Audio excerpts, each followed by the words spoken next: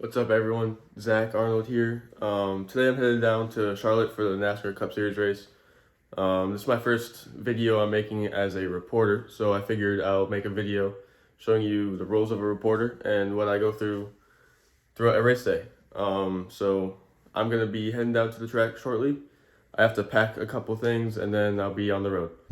Alright, it's around 9:10 a.m. So the race is at 2. And I'm gonna head down now, leaving my college.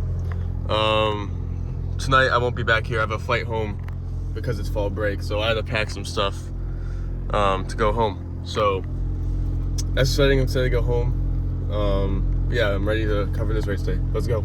So we made it here. It was an hour drive. We parked outside of turn 3 in gate 26. I'm ready to get going inside. Finally made it. The drive kind of felt long for an hour drive, but I'm not going to complain when it's only an hour. So gonna go into the track now, see what's up, get all ready. So should be a good day. Let's go.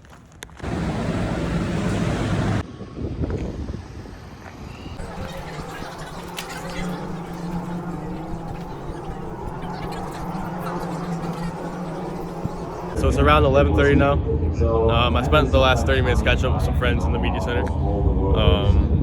And now we're out on the track. So here's where the drivers will be entering turn 1. Expect something dramatic to happen there later today.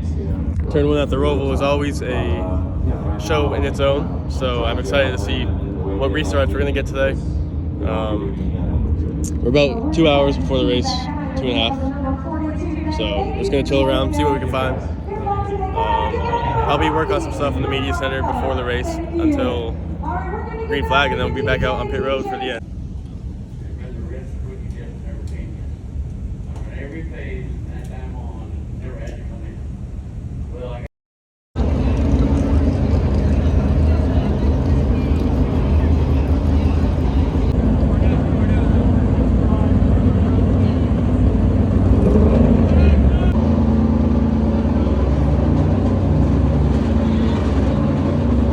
Yesterday, Kyle Larson came to the media center to talk about his wrecking practice and how he has to go to a backup car and how that stinks for his team.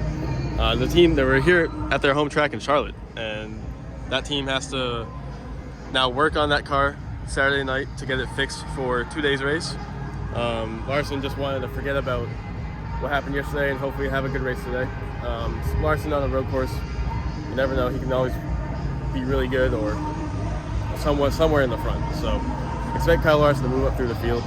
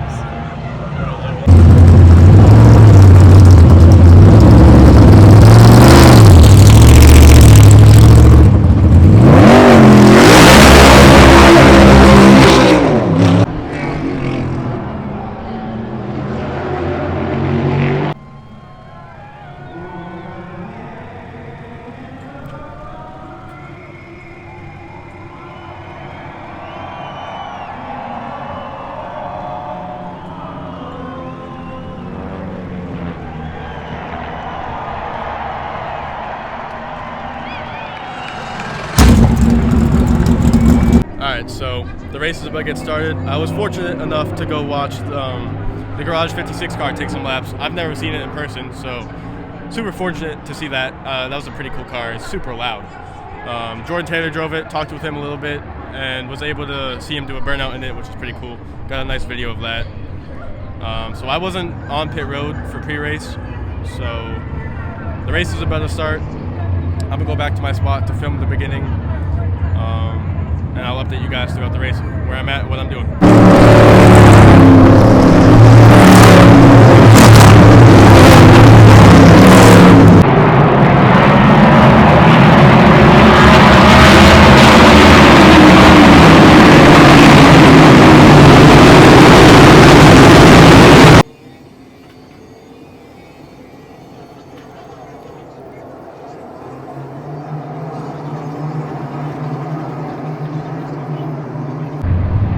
back in my spot where I filmed the last clip. Stage 1 ended. It was a pretty good stage. Nothing crazy happened. The top 5 stayed pretty similar. I know Bell got by Bubba.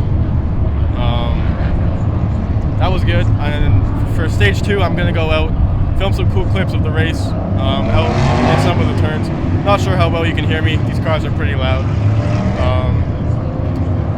So I'm gonna go film a couple of the corners in the middle of the track, and then I'll go report the race in the media center after that.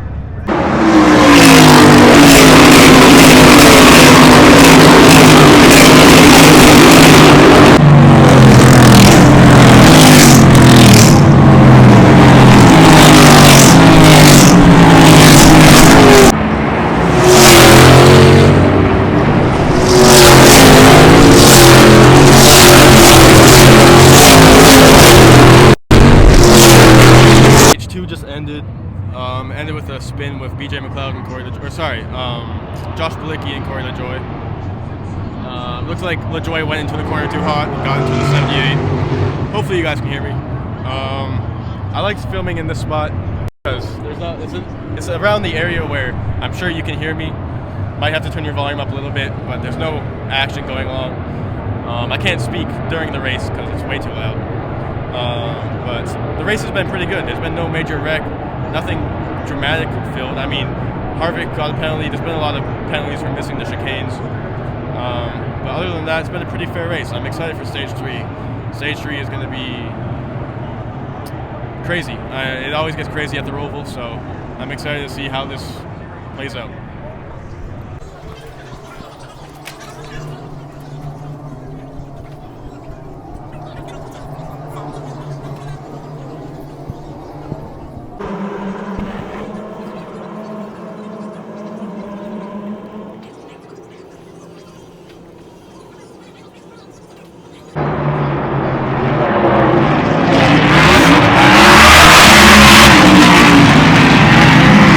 No. Actually, the 54 cut me some brakes there the last 3 or 4 laps. You know, I was getting sloppy, and the car was coming out of the racetrack and just getting real challenging to drive. But I feel like I stayed fairly calm until the last 20 laps or so with all those restarts and stuff. So I just knew where I was at currently. If the 8 didn't win, I was going to be okay. But had the 8 won, I knew it was going to get really tight. So I was just trying my best to maintain where I was at. But like I said, I was struggling there at the end. Race weekend. Yeah, it was a great effort from everybody. We did not take ourselves out of it. We did everything that we could, and it's childish. I'm saying that now. It's childish to be pissed off about that, right? So just accepting that and moving on. Sure. Ultimately, I can just pinpoint it to a single moment down the backstretch at Talladega. I get off the bottom to the middle so I can get to the top, leave the outside. 20 pushes me. 47 runs out of gas. I hesitate. I should have just hit the brakes and followed the 8. I don't know. It is what it is. I don't really mind for him either way. You have a lot of different strategies that way from teams, which is unique, which is good, I think. Like having different strategies going on, and for a viewer, maybe that's exciting, right? Like gives TV something to talk about. This guy's on this strategy and they're flipping. I mean. But from a behind the scenes standpoint, it just is what it is, and I don't really pay attention to it too much. We've seen it before, so you gotta learn how to treat them all. It's not. I can't treat Daniel Hemrick and AJ Allmendinger the same. They're just two totally different people, and they actually probably became best friends over the last couple of years. I think.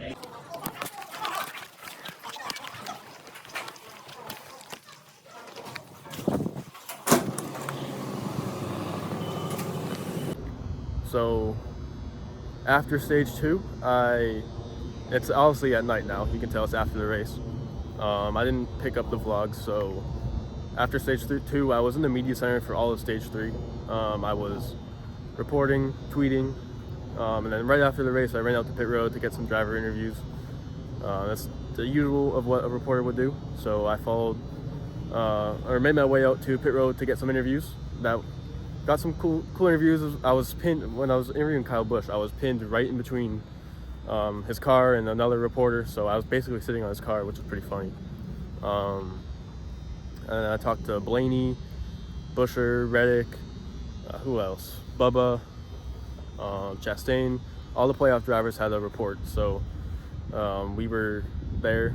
I got to a few of them. I haven't picked up the phone or the video since I think after stage 2. But what a stage 3 that was. I mean, there was wreck after wreck, spin after spin. I mean, Hamlin spun, Suarez had contact from the 20. I can't think of the 3 spun, the 2 spun. So a lot of spins throughout the race. Bubba spun. Like, stage 3, it was very dramatic, but when you're at the Roval, that's what you expect, right? I think every year we've had a Roval race, stage 3 has been one of the most exciting stages out of the whole year for that season. What else happened in stage 3? I mean, there's a lot with the battle between Kyle Busch. He needed to win to make the next round of playoffs. He didn't make it. He had an opportunity on a restart, but he spun the tires. Ended his hopes for a championship run. AJ Allmendinger walked away with a win. That gotta love an AJ win, right? Like, he gets super excited. In the media center, he was talking about how much he cares, how much his team, Colleague Racing, backs him up, and how much he helps Colleague Racing. So that trio, Chris Rice, Matt Colleague, and AJ Allmendinger, are a pretty cool people to listen to and hear their views on the sport. Have to give a huge thank you to News from the Pits for allowing me to come to these races, report, live out my dream as a young, a college student. It's pretty cool.